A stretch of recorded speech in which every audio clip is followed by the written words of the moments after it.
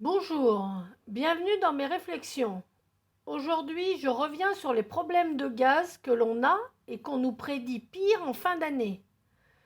Quand je vois les dépenses de l'État pour le peu de résultats attendus, je me pose la question, y a-t-il d'autres solutions?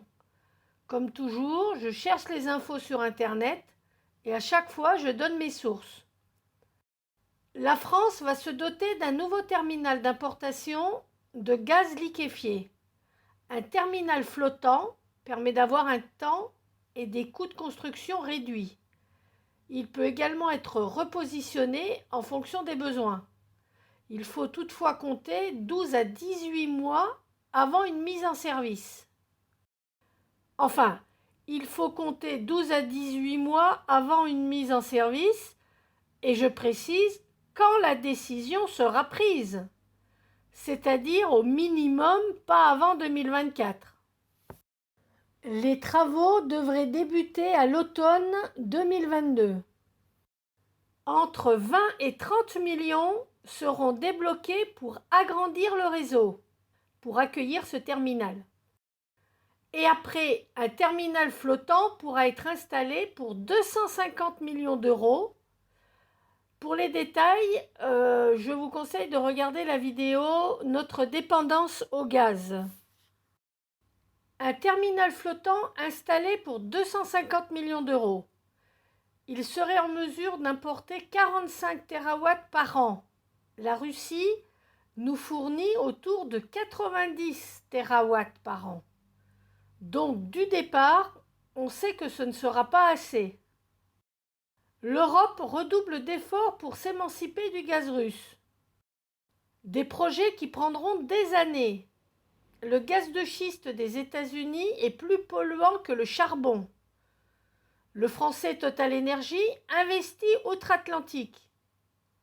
Total Energy a déclaré avoir réalisé pour 2021 un bénéfice de 14 milliards d'euros. L'Allemagne débloque 3 milliards d'euros.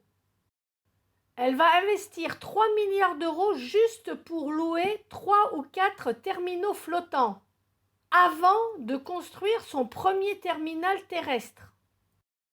Le gaz naturel liquéfié, une coûteuse solution de repli pour l'Europe. La construction de ce terminal méthanier devrait coûter 450 millions d'euros et il ne sera pas disponible avant 2024.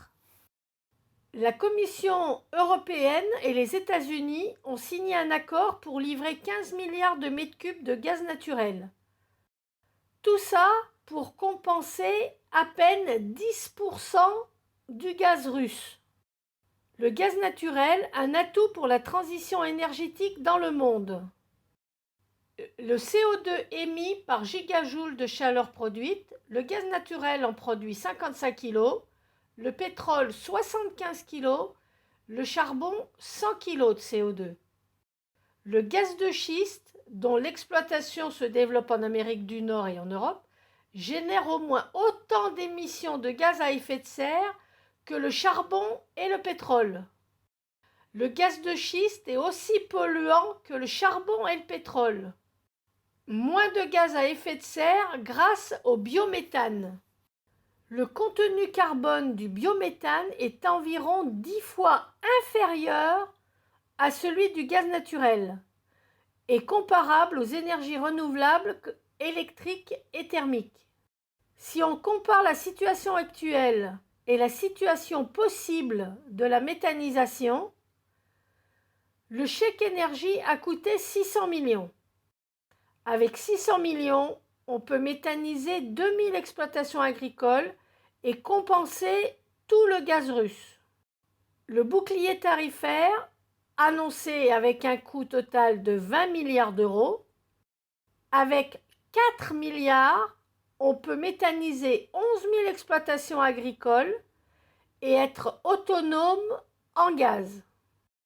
Un terminal flottant peut être installé pour 250 millions d'euros. Il en faudrait 2 pour compenser le gaz russe.